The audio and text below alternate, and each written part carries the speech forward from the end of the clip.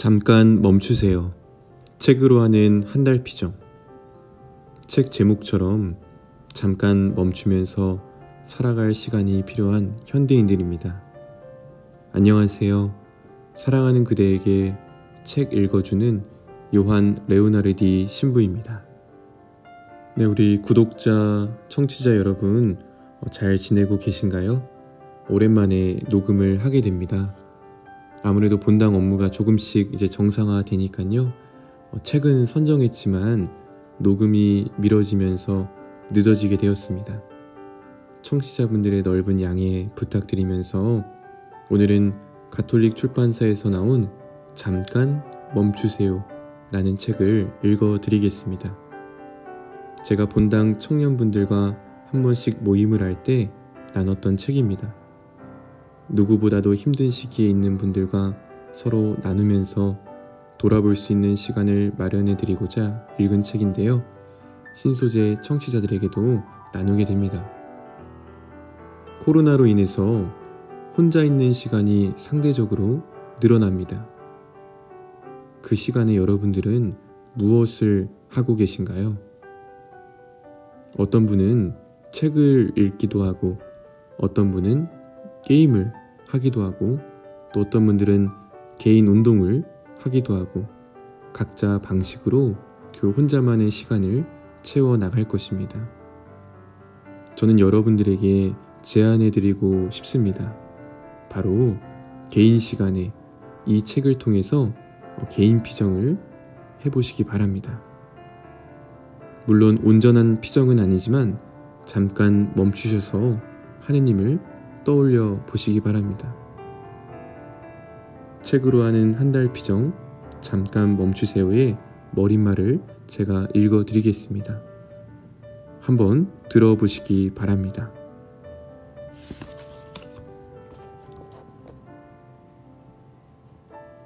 머릿말. 바쁜 현대인들에게 보내는 묵상으로의 초대.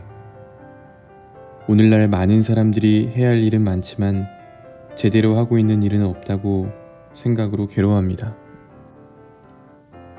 심지어 그런 생각이 너무나 익숙해진 사람들도 있습니다. 그런데 그러한 생각을 하는 대부분의 사람들은 더 많은 일을 해야 한다는 조급한 마음이 자신에게 전혀 유익하지 않다는 것 또한 잘 알고 있습니다. 그런 이들에게 책으로 하는 한 달 피정 시리즈가 도움이 됩니다. 이 시리즈는 제가 오랫동안 피정을 지도한 경험을 바탕으로 쓴 묵상집입니다. 각 주마다 주제를 정하고 그 주제를 한 달 동안 매일 묵상하여 하느님에게 이르도록 초대하지요. 그 중에서도 잠깐 멈추세요는 마음의 여유를 찾는 데 도움이 되는 유익한 생각들을 하도록 이끌어줍니다. 먼저 첫째 주에는 항상 바쁘게 살아가는 현대인들에게 잠깐 멈추고 여유를 갖기를 권합니다. 둘째 주에는 인생에서 더 나은 선택과 결정을 할 수 있도록 이끄는 조언들을 전합니다. 셋째 주에는 자신의 내면과 주변을 다시금 돌아보게 하고 힘든 인생길을 나아갈 수 있도록 힘을 북돋워줍니다. 마지막으로 넷째 주에는 많은 것들을 움켜쥐고도 더 많은 것들을 가지려는 욕심 때문에 스트레스를 받는 이들에게 매일 이별하는 마음으로 살아보라고 진지하게 권고합니다. 바쁜 마음을 내려놓고 여유를 찾는 사람만이 열린 시선과 새로운 것을 받아들이는 열린 마음을 갖게 됩니다. 그러한 생각의 변화가 모인다면 삶에서도 변화가 일어날 것입니다. 이 책을 묵상하고 그 묵상한 바를 삶에서 실천하는 독자 여러분이 진정한 기쁨과 새로운 깨달음을 얻게 되기를 기원합니다. 머릿말에는 이 책의 목적과 4주간의 피정의 목적이 있습니다. 읽어보시면 아시겠지만 순차적으로 임해보시면 좋을 것 같습니다. 그러면 저와 함께 첫째 주를 읽어보면서 간단한 나눔을 하도록 하겠습니다. 첫째 주, 잠깐 멈출 수 있는 여유 부분입니다. 첫 번째 주제는 멈춰서면 모습을 드러내는 행복입니다.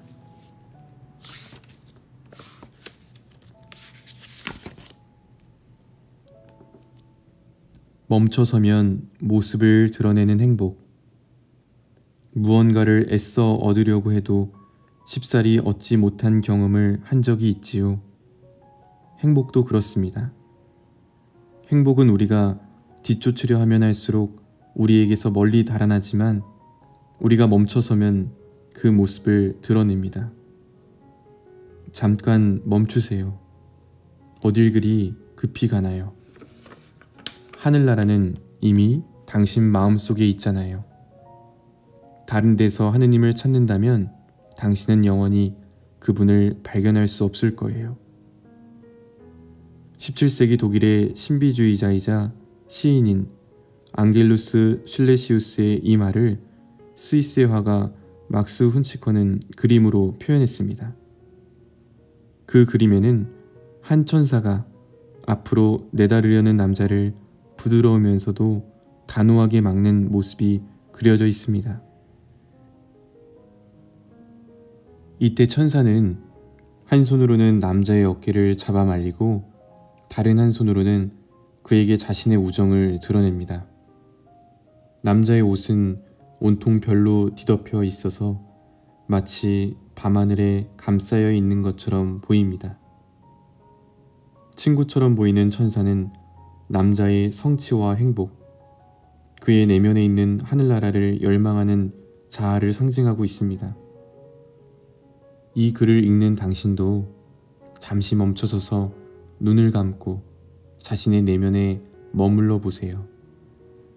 그리고 자신이 본래 향하고 있는 곳이 어디인지, 하고자 하는 일이 무엇인지, 자신을 움직이게 하는 것이 무엇인지 스스로에게 물어보세요. 우리는 살아가면서 잠시 멈춰서서 자기 자신을 들여다보는 시간을 끊임없이 가져야 합니다.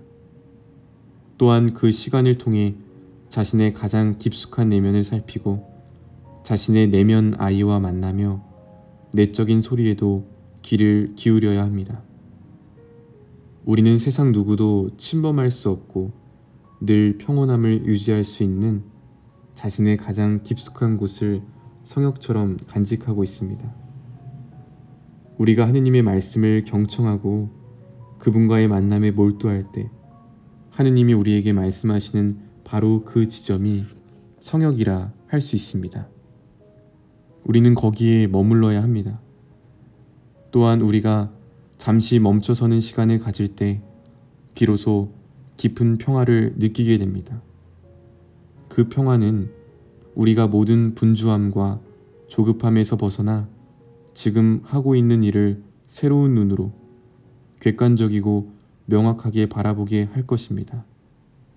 그것은 마치 이 세상에서 하늘나라를 미리 맛보는 것과도 같습니다. 네, 이렇게 다 읽으시면 본문 내용 끝에 나눔 주제가 적혀 있습니다. 멈춰서면 모습을 드러내는 행복의 나눔 주제는 다음과 같습니다. 최근에 깊은 평화를 느껴본 적은 언제인가요? 최근에 깊은 평화를 느껴본 적은 언제인가요? 여러분들도 읽어보시고 또 이렇게 들어보시고 댓글에 나눠주셔도 좋을 것 같습니다.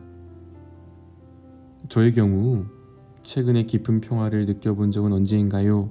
를 나누기 전에 이 부분 다시 한번 읽어드리면서 제 나눔을 해보도록 하겠습니다. 우리는 본문에서 이런 내용을 읽었습니다. 끝단락입니다. 우리는 세상 누구도 침범할 수 없고 늘 평온함을 유지할 수 있는 자신의 가장 깊숙한 곳을 성역처럼 간직하고 있습니다. 우리가 하느님의 말씀을 경청하고 그분과의 만남에 몰두할 때 하느님이 우리에게 말씀하시는 바로 그 지점이 성역이라 할 수 있습니다. 우리는 거기에 머물러야 합니다.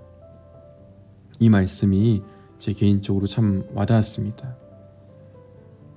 평화라는 것은 외부적인 것에서 사실 찾기 힘듭니다. 외부적인 것, 소위 세상적인 것들은 끊임없이 변하기 때문입니다. 예를 들어서 우리들의 마음에 깊이 박힌 물질, 만능주의, 대표적으로 돈이 나를 행복하고 평화롭게 할 것 같지만 사실은 그렇지 못합니다. 돈 자체가 나쁜 것은 아니지만 돈을 하느님과 같이 대할 때, 돈을 하느님처럼 대하기 시작할 때 우리는 사실 평화를 찾기가 상당히 힘들어집니다. 책에서 언급된 것처럼 우리는 세상 누구도 침범할 수 없고 늘 평온함을 유지할 수 있는 자신의 가장 깊숙한 곳을 성역처럼 간직하고 있습니다. 우리가 하느님의 말씀을 경청하고 그분과의 만남에 몰두할 때 하느님이 우리에게 말씀하시는 바로 그 지점이 성역이라 할 수 있습니다. 우리는 거기에 머물러야 합니다. 우리들은 신앙인으로서 늘 하느님의 말씀을 품고 살아갑니다. 그 말씀을 우리 내면에 품고 살아가기 시작할 때 우리들은 세상이 주는 평화가 아닌 하느님이 주시는 평화를 맛보게 됩니다. 그런 의미에서 최근에 깊은 평화를 느껴본 적은 언제인가요? 라는 그 질문에 저는 성찰하는 시간에 깊은 평화를 느낀 것 같습니다. 하루를 마무리하고 잠자리에 들기 전 끝기도를 하거든요. 그 성찰하는 시간에 깊은 평화를 좀 역설적이겠지만 느낀 것 같습니다. 침묵의 시간을 마련하고 하루를 선물로 주신 하느님께 나의 생각과 말과 행위를 돌아보고 특별히 사제로서 제자의 삶을 살아가고 있는지 돌아보면 하느님께서 늘 중요한 순간에 깨우침을 주시고 지혜를 허락하면서 평화로 이끌어 주시는 그 하느님을 우리는 체험하게 됩니다. 그래서 이 질문은 세상적인 것 안에서 평화를 추구했던 나의 마음을 다시금 하느님께로 돌리도록 하는 그런 질문으로 다가오고 책 제목처럼 잠깐 멈춰서 하느님과 나와의 관계를 돌아보도록 하는 질문으로 다가옵니다. 우리 사랑하는 신소재의 청취자 여러분들, 뭔가 바쁜 요즘, 그런데 성장하지 않는 것 같은 그런 나에게 여유로움을 선물해 주시면 어떨까요? 오랜만에 여러분들과 함께 책을 나눠서 참 좋았습니다. 지금까지 사랑하는 그대에게 책 읽어주는 요한 레오나르디 신부였습니다. 감사합니다.